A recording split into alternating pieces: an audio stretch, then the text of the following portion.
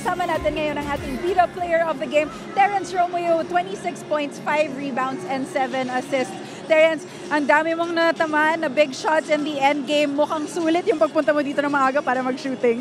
Oo, unang-una maraming salamat kay God kasi pinayagan niya kami manalo tsaka maganda yung malaro namin. Yun, buti na lang nagbunga yung pag-shooting ko ng maaga. Tapos credits din sa teammates ko tsaka sa coaches namin kasi sila yung nagsiset ng play para ma-open ako.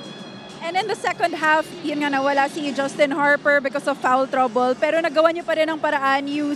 Dumikit talaga kayo sa rain or shine Alasto Painters. What does that say about the team? Kailangan mas maging consistent kami. Tapos itong game na to, kailangan kunin namin yung mga positive na nagawa namin.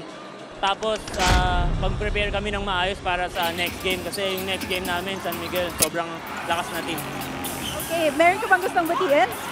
Binabati ko pala mama ko, tsaka papa ko nanonood sa bahay. Kuya ko, kapatid ko, si Tonton, si Tia. Tapos yung mga taga Cavite, mga taga Cebu, mga taga Surigao, ay makikita tayo later. Maraming salamat, Terrence. Once again, congratulations.